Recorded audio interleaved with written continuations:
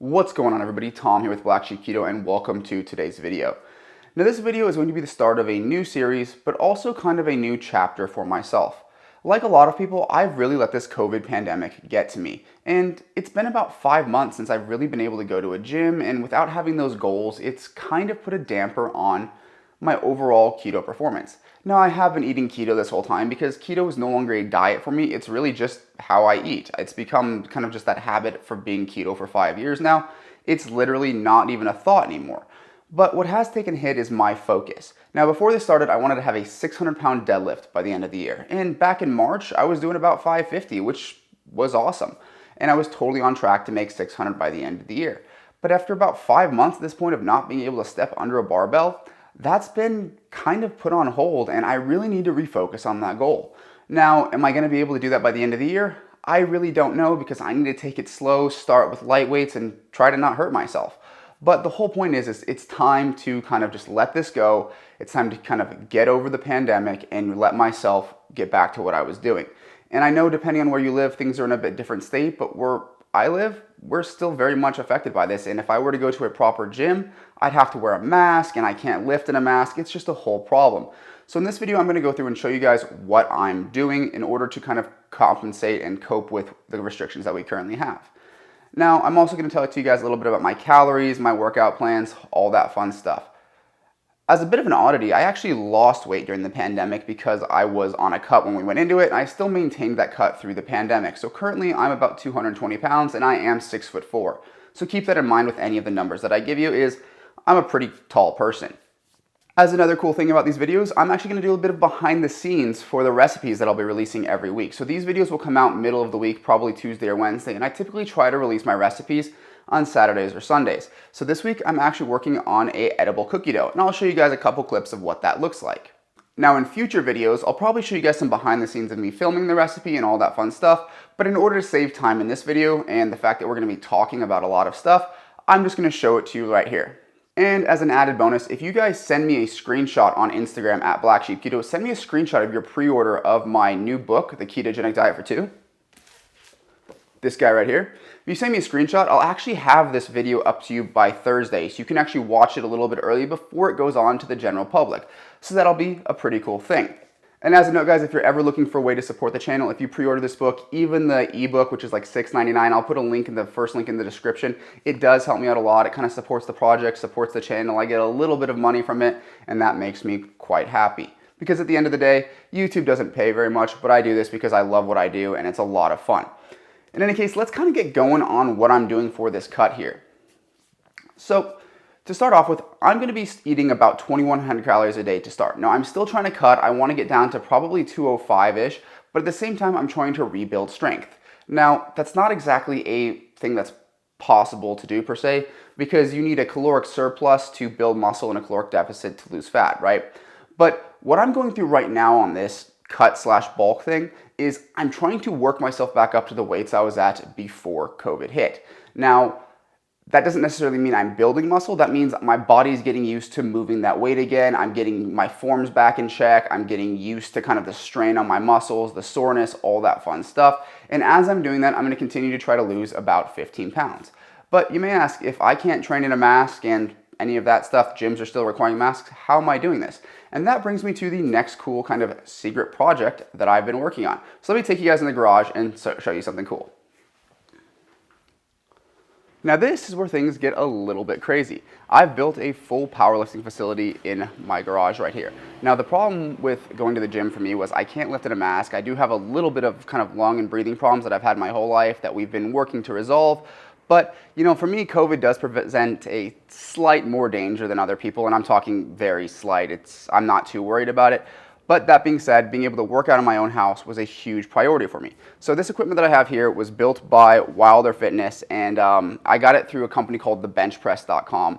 Very, very big shout out to Tony at thebenchpress.com. It's not sponsored by him in any way, nor did he really know I'm saying this, but at the end of the day, this guy had this custom equipment built for me with, my logos right there, custom color scheme, everything like that. I had it built for me and out my door in like 3 weeks, even during the pandemic. The same thing with this bar here. It came from him as well. That is a Kansas Power Bar. The hardest part actually was acquiring the weights. And let's be honest, guys, I just went with Titan Fitness. They are cheap, kind of Chinese-made products. But at the end of the day, metal is metal. So if it's just going on the end of the bar, I don't care. I wasn't willing to sacrifice quality on things like my bar, the rack, or the bench because that becomes a safety concern. But when I'm talking about just a steel plate, I don't really care where it comes from. And let's be honest, a 45-pound plate's like 50 to 60 bucks. So when you need as much weight as I do, just because I've been lifting for so long and I've really gotten into powerlifting, that can become really, really expensive, like over $1,000 just in metal. But you know what? For me, I'm looking at this as an investment. Now, I will show you guys around the gym here in just a second, but basically I've got a deadlift platform, a bench, the rack, I've got a cable machine and a leg machine and a dip machine. That's really all I need. I do like a lot of free weights. Oh, I also forgot to mention I have some dumbbells as well. That's just an adjustable dumbbell set, also from Titan Fitness. So the full build out on this cost was probably a little north of $4,000. I know that is a lot of money. But the way I look at it is I've been training for 4 years, and the gym that Olivia and I used to train at, called Iron Addicts here in Las Vegas, it's a really big powerlifting gym. Actually, during Mr. Olympia, I actually saw Mr. Olympia training there. The Mountain from Game of Thrones has come through a few times. Like, it's a really big powerlifting gym. And at that, it costs like 60 bucks a month. Now, when there's 2 of us, it's $120 a month. So I'm looking at it, my payoff on this equipment is gonna be a little over 3 years. Now, I've been training for about 4 now, so had I done this in the beginning, it would have already been paid off, right? And I don't ever plan on stopping my training, and also this equipment's going to last forever. So if you guys need equipment, go over to thebenchpress.com. I really can't recommend him any higher. Tony helped me get these prices down, got me the equipment that I needed, even though it's not what I came to him trying to buy to begin with. He actually recommended things that were cheaper, that would meet my needs better. The dude was just awesome. So if you need anything, just let him know Tom at Black Sheep Keto sent you. Maybe he'll help you out, or at least, it's just a thank you from me to him. In any case, let's go ahead and tour the gym here and talk about what I've done, because I do live in Vegas. This is a garage and it's currently 115 degrees outside. Now, the first step to any good gym is obviously training right next to a Harley Davidson. But right here I have my deadlift platform and a deadlift jack. That's just so that I'm actually able to get weight on the bars without putting too much strain on my body. Then we've got this adjustable bench. I'm not a huge fan of adjustable benches, but the way the locking mechanism on this thing works is it actually pushes it further into the grooves when you move it. I hate the pull pin ones because I've had them fail on me a few times and it was absolutely terrifying. Up top there, we do have the pull-up bar. There are some adjustable little bar racks right there. There's a few things off in the corner too that I'll get to in just a moment. Obviously, we have our weights. I'm still waiting on some from Titan. I don't have any 2.5s currently, and this is honestly what took months of waiting to get, was the weights. I put a little TV up here in the corner just so I can watch videos, listen to music, all that fun stuff while I'm working out. This is just a piece of vinyl with some electrical tape on it that I can write on and kind of track my progress. Those numbers are a bit low for now, but I'm just trying to start low. That way I don't hurt myself. And we're going to get back up to that 550. Don't you worry, guys. Down here, I have a leg curl and extension combo machine because I find that curls and extensions for the legs are very hard to do with free weights. Next up, I have attached to the rack here this adjustable cable pulley machine. And over in the corner, we have all of our fun workout stuff. So there's some curling bars down there. There's a landmine for doing like rows right there. There's all of our cable stuff down at the bottom. Some oxygen tanks, some ammonia, all of my lifting shoes, chalk, just all the fun stuff is kept over here. Now, in addition to that, because I do live in Vegas and it is so hot, up here, I don't know if you can see that kind of stuff. Those are like the anti-suicide vents in your garage. Basically, it's to stop people from like carbon monoxide poisoning themselves in their garage. What I did is that what's in there right now, you can see the little cable, is those came from a server rack, and those are used to get airflow through servers. You guys know I'm in the tech industry. I can find things like that easily. And I built them in there. That way it creates suction in the garage. So those are blowing out. I just took them apart and reversed the fans so they're blowing out instead of pulling in. Now, when I prop the door open and the garage is closed, it's currently open for lighting, but when the garage is closed and those are on, I leave the garage door into the house open, and it causes suction in the garage, which pulls the air conditioning through the garage and cools the gym.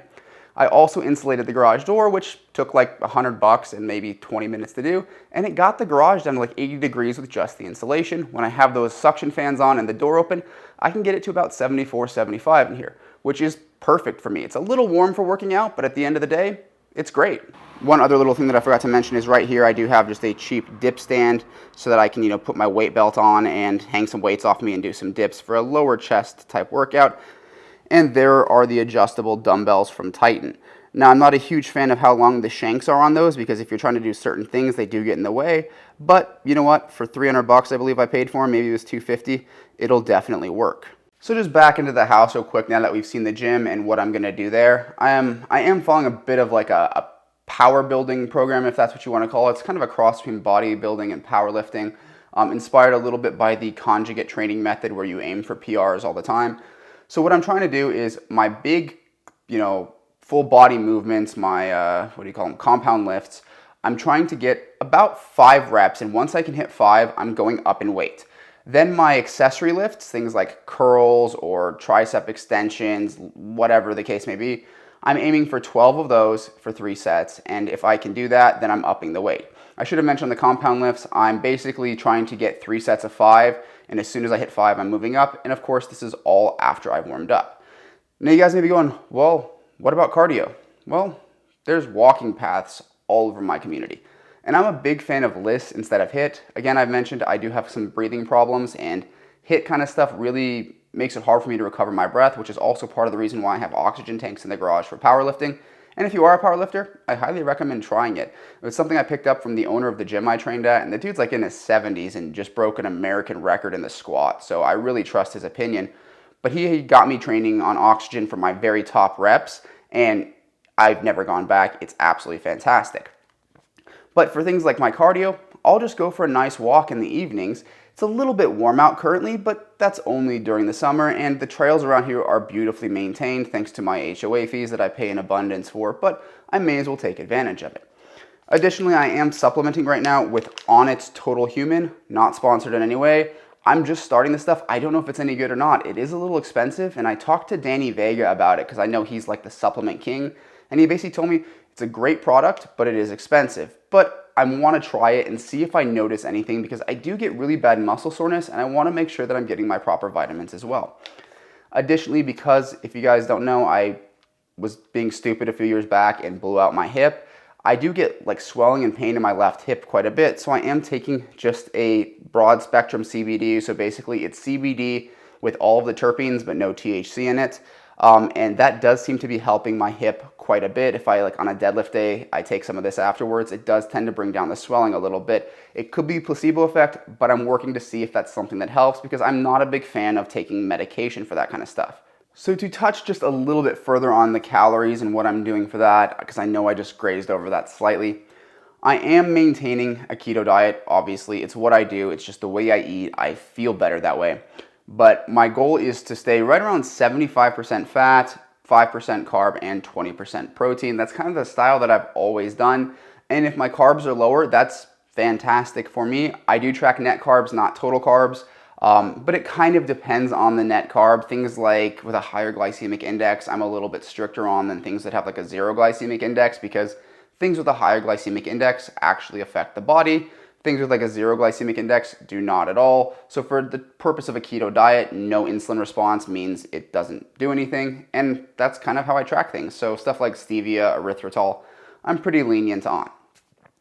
Now that's not to say that I eat a bunch of sweets. On this cut, my diet's pretty much going to consume of meats and vegetables and a lot of things from my book, The Ketogenic Diet for Two, I will be eating. I spent a lot of time working on those recipes. I love all of them. So why not make things easy on myself? And instead of trying to create new things every day for dinner and, search the internet for recipes, I'm just going to be taking things out of my book and using them. So for what it's worth, that's what I'm doing. And I am trying to maintain between 2,000 and 2,100 calories to start. I don't want to be in a very steep deficit because I don't want to kind of hurt the muscle mass that I have any worse than I already have by not training for 5 months. But at the same time, I do want to be just kind of in that slight deficit, especially if it's a deficit created by exercise, to try to take off a little bit of the fat that's still hanging on to me. Last time I had a DEXA scan, I was right around 14% body fat. I'm assuming that I'm pretty close to there right now.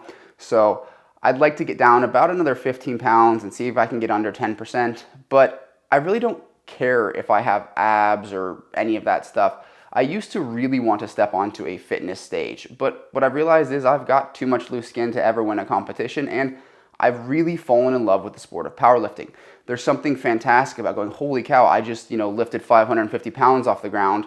Well, I can throw another 5 pounds on and now I can't do it, so let's make that happen. It's this ever-evolving kind of challenge, and you control the challenge. It doesn't matter, it's like very objective. It doesn't matter if a judge thinks you look better than somebody else. It doesn't matter. If you can pick up the weight, you can pick up the weight. And I love that about it. There's no ambiguity. Did you do it? Did you not do it? That's all there is to it. So for me, I've really taken a liking to powerlifting, and I'm going to continue to do that. So that's kind of where this whole series is going. Every week I want to make a video just kind of talking about my progress. I'm going to show you guys new things in this video, whether it be new products, new techniques I have, general keto talk. So there is going to be a lot of keto information. It's not just going to be like this video where I'm explaining my whole process. But these are going to be kind of like a general keto video where I can take some questions, I can explain what I'm doing, explain things that I change and why, show you guys the recipes that are coming out, all of that fun stuff. And it's really just giving me an opportunity to refocus myself and create some sort of accountability, because I've very much lost that with this whole pandemic, and I'm not happy with myself on that. I've got to basically stop validating my own bullshit and really get back to focusing. Now, that's not to say that everybody's in the same position that I am, but it's time for me, and that's what this is all about. So if you guys like this video, leave it a like. If you have any questions or comments for me, leave them down in the comment section. If you have not subscribed yet, please do so, guys. And if you really want to support the channel, please go ahead and pre-order my book. The Kindle version is available now. The paperback's available on September 8th. Those will be the first link in the description. But with that, guys, I will see you in the next one.